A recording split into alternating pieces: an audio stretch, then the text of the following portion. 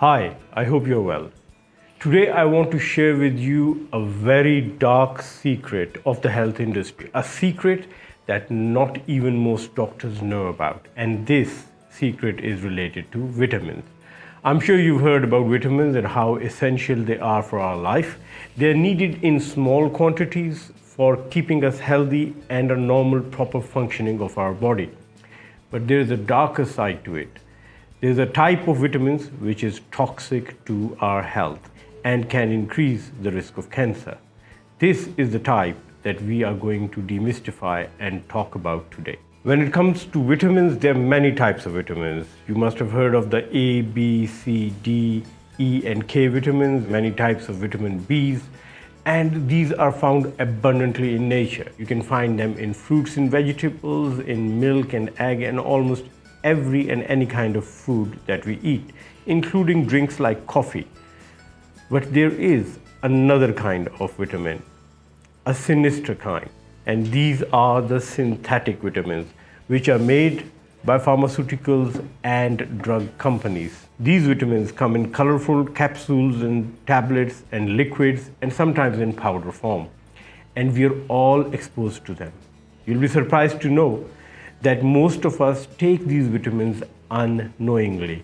The synthetic vitamins are added to our food as nutritional supplements, and these fortified supplemented foods are found almost everywhere. The dark secret and shocking news about vitamin use is that although the natural vitamins found in fruits and vegetables reduce the risk of cancer and are generally very good for health, including prevention of diseases such as heart disease, the synthetic vitamins can increase the risk of cancer. And this has been shown in trial after trial done over the last 20 to 30 years. Now, you might be asking me, where is the evidence? How could you claim that the synthetic vitamins can cause an increased risk of cancer compared to the natural ones? To look at the evidence for synthetic vitamins, I have done a lot of literature search and found out many trials for you, which I'd like to share. But before we do that, let me tell you how we are going to look at the evidence. We are going to classify it into three groups. From a cancer specialist point of view, there are three kinds of people in the world: those who have cancer, those who are at low risk of cancer, and those who are at a high risk of cancer. So we are going to see the evidence in all these three categories, starting first with the category of people with a low risk of cancer. It was the year 2006, and there were two trials going on in Norway. The first one is known as a Norwegian vitamin trial, the NORVIT, and the other one, the VENVIT, the Western Norwegian Vitamin Interventional Study. Both of these trials were looking at giving synthetic vitamins to patients to reduce the risk of heart disease. But what they found was quite shocking. Not only the risk of heart disease was not reduced, the risk of cancer went high among their patients. In 2009, another trial was conducted known as the SELECT, S-E-L-E-C-T trial. This trial was based on the well-known fact that selenium and vitamin E reduce the risk of prostate cancer, especially when taken in natural form in fruits and vegetables. Hence, the pharmaceutical industry was quite keen to jump in with synthetic vitamin E and selenium and wanted to see if they could market them as a cancer-preventing supplement. But the results were once again quite negative. Synthetic selenium and vitamin E increase the risk of prostate cancer rather than decreasing it. And these findings were statistically significant. Now, I'm not a statistician, but if you are one or you know a friend who is, please do ask them about the p-value. The p-value in the trial was 0.008, which means this was not happening by chance, but there was a strong link between taking synthetic selenium and vitamin E supplementation and the increased risk of prostate cancer. Let's come to the next category of people who are at an increased risk of cancer because they're exposed to cancer-causing risk factors such as smoking. In 1994, a trial was conducted on such people, and smokers were given vitamin supplements. The result was quite disastrous. The risk of dying from lung cancer increased. In 1996, another trial was conducted. This time, multiple types of synthetic vitamin supplements were again given to smokers in the hope that it would reduce the risk of lung cancer and reduce death from lung cancer. But the very opposite happened. In 2007, a folic acid supplementation trial was carried out in which folic acid supplements were given to a large number of patients in the hope to reduce the risk of bowel cancer. But what the researchers found was that precancerous lesions, polyps in the bowel, increased with folic acid supplementation. And not only that, there was a bonus finding, a kind of a bonus which nobody wants, an increased risk of prostate cancer in patients getting folic acid supplementation. Now, all of these trials are based on the valid and objective evidence of natural vitamins reducing the risk of cancer when taken in form of nutrition like fruits and vegetables. However, whenever the pharmaceutical companies come with concentrated form of synthetic vitamins, the risk of cancer goes high. Let's move to the third category of people who already have or had cancer. What happens when we give vitamin supplements to them? Trial after trial has shown that giving synthetic vitamins to people with cancer or who've recently recovered from cancer does not benefit them. When it was tried in breast cancer patients, many of the trials have shown that taking synthetic vitamin supplements, including vitamin A, vitamin C, vitamin E, and vitamin B complex, increases the risk of cancer coming back and also increases the chance of dying from breast cancer. So why is this happening, I hear you ask? If you take the same vitamins in the natural form, fruits and vegetables, the risk goes down. But when you take them in the form of synthetic vitamins, the risk goes up. And for answering this question, we have to go back to the definition of the word vitamin. Vitamin is an essential nutritional element which is required in small quantities. And I like to stress on this, small quantities for proper and healthy functioning of the body. And that's exactly what the fruits, vegetables, and other sources of nutrition provide us.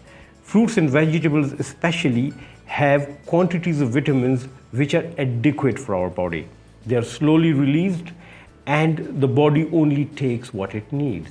But when you go to synthetic vitamins, the opposite happens. They are highly concentrated forms of synthetic vitamins which are fast released and the body is forced to absorb more than it needs. When we are in a growing age, like in our childhood or early teenage, we can use all the vitamin in the world and use it for a better growth, getting taller and bigger and stronger. But after a certain age, our body stops growing. And the only fast growing cells in the body are damaged, mutated, precancerous or cancer cells. Remember, every day in every normal human being, and I'd like to stress on it, every normal healthy human being, we have 800 to 1,000 mutated cancer cells born, and the body kills all of them and makes us cancer free. But if we are giving extra nutritional supplements to these cancer cells or precancerous cells, which are baby cancers and can bloom into full-blown tumors, we make it more difficult for the body to attack them and to defend us against them. So you are feeding the cancer at one end and the body is trying to kill it at the other. This is the dilemma of synthetic vitamins and the reason why synthetic vitamins can increase the risk of cancer. Not only one or two types of cancer, but many kinds of cancer.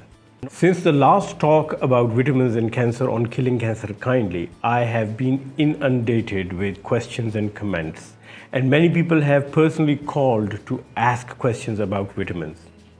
I have selected 5 important questions which are very common and most people have been asking, and I'll do my level best to answer them as quickly as possible. So, question number 1, very obvious. Should we take synthetic vitamins or not? Answer is yes and no. If you are suffering from a deficiency of vitamins, do take the synthetic vitamins because they are going to replenish the deficient state and bring your vitamin levels back to normal. But once you have finished a course of vitamins, please recheck your levels. If they are in the normal range, stop taking the synthetic vitamins and maintain the normal levels by dietary sources such as fruits and vegetables, which are the safest and best way of providing vitamins to your body. The next question I'm asked is, I do not take any artificial vitamins. Should I worry? And the answer to this question, unfortunately, is yes. Most of us are taking artificial synthetic multivitamins unknowingly. They've been fortified in the food for decades. More than 80 countries have national fortification programs. Many of the countries are funded to provide these essential nutrients in the food fortification. Some of these fortifications include folic acid being added to the flour. And the concept behind folic acid fortification is that it reduces the risk of neural tube defects, defects in the spine of babies born to pregnant women. And I stress on the word pregnant women. What totally baffles me is that to reduce the risk of a few hundred babies born with a neural tube or spinal defect, which is very important, we are feeding the whole population. Almost half of them are men, which are never ever going to get pregnant even if given a chance. And we are totally ignoring the risk factors associated with it. Trials have shown that folic acid supplementations can increase the risk of bowel cancer and increase the risk of prostate cancer. Yet we are feeding people from before birth till death. And I say before birth that pregnant women are being fed fortified flour and fortified food till the time they die with synthetic vitamins which carry the risk of increasing cancer. And this is happening globally. The risk of cancer has been going high as more and more fortified food at national level or private level has been coming to the market. Many of the juices and the cakes and the cookies and other dietary items you take are fortified with multivitamins. The only benefit from this fortification at a mass scale, giving it to the whole population, whether they need it or not, is increased revenue for the companies who make them. So unfortunately, even if you and me are not taking these synthetic vitamins, we are still being exposed to them. It is important that we identify this fact and we try to stick to the diet which is organic, which is pure and which has not been fortified. The third question I'm often asked is, why nobody else is talking about it? And the answer is not very straightforward.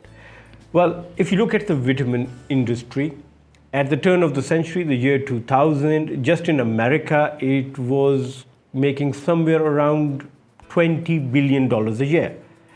But at present, it is making around $140 billion a year. Same thing is happening in the rest of the world, especially in the United Kingdom and Europe. And in England, the risk of cancer has increased from 33% in the year 2000 to 50% in the year 2020. Nobody is bothered about the sudden rise of incidence of cancer. Lifetime risk is increasing, and we have become the only species of animals on this planet which have a 50% lifetime risk of having cancer. And I think synthetic vitamins and fortification of food has a role to play in it. But because it's a multi-billion-dollar industry which has a very strong lobby, there is little incentive to talk against it. And on the other hand, there is very little funding for more trials to look into the exact impact and the share of multivitamins in causing cancer. And this is something we are going to change. Killing Cancer Kindly talks about these subjects, and we do not have a bias towards any company or any pharmaceutical industry. We respect them for the good work they're doing, but we think there is a big gross oversight when it comes to synthetic vitamins and them being provided over the counter without prescription to everyone and being added to food so people are inadvertently, unknowingly taking them. The fourth most common question I'm asked is, What are the other risks of synthetic vitamins apart from increasing the risk of cancer? And the answer is hypervitaminosis, a condition in which there is increased amount of vitamin in the body. And this is especially important for fat-soluble vitamins. There are some kind of vitamins like vitamin A, D, E, and K, which are stored in the fat of the body. And once you have got it into the fatty tissue, it's very difficult to get rid of them unless and until the body slowly uses them over time. Hypervitaminosis can cause a lot of problems depending on which vitamin you have overdosed on. For example, vitamin D hypervitaminosis can cause nausea and vomiting and diarrhea and headaches, can give you depression and cause insomnia. It can also affect your heart, your liver, your kidneys, and other organs in the body. It can increase the levels of calcium, which can cause kidney stones. And the list goes on and on. For more information, please consult Killing Cancer Kindly library of videos on specific vitamins, and we'll be providing more of them in the future. So please be careful. It's not just the increased risk of cancer, but also a risk of toxicity, direct poisoning from having too much vitamins in your body. And we need to avoid that. The best way again is to take natural vitamins in form of fruits and vegetables, because you are most unlikely to overdose on them, and the body only absorbs what it needs and leaves behind what it does not require. Synthetic vitamins, they force their way into your body and get stored in the body, especially the fat-soluble ones, and stay for as long as you are not able to get rid of them by using them. And there is no antidote to them. Once they are in your system and stored in the body, the only way to get rid of them is to wait and hope that they get utilized over a period of time. Question number 5, which is very commonly asked: how can we warn people about the dangers of synthetic vitamins? And the answer is 3 words: Killing Cancer Kindly. You can share this news with all of your family and friends. Ask them to subscribe and press the bell icon so they can get regular updates on all health matters related to cancer and general health, especially on multivitamins. And we also need to make sure that when we choose our food, it is free of fortified vitamins, because that is an unseen and unknown danger which causes toxicity in the body and increases the risk of cancer. We also need to lobby and to ask our government that we should not have fortified food for everyone. Fortifications like folic acid for pregnant women should be given to pregnant women, not to men who are never ever going to get pregnant. But for that we need numbers, because there is strength in numbers. Killing Cancer Kindly is a mission to prevent, detect, treat and cure cancer. And we are not able to carry out this mission without your help. So I would like to request you to join us on this mission, get aboard and share this information with as many people as you can. Together, we can save more lives. Thank you very much for your time. Thank you very much for listening. I look forward to seeing you again. Bye.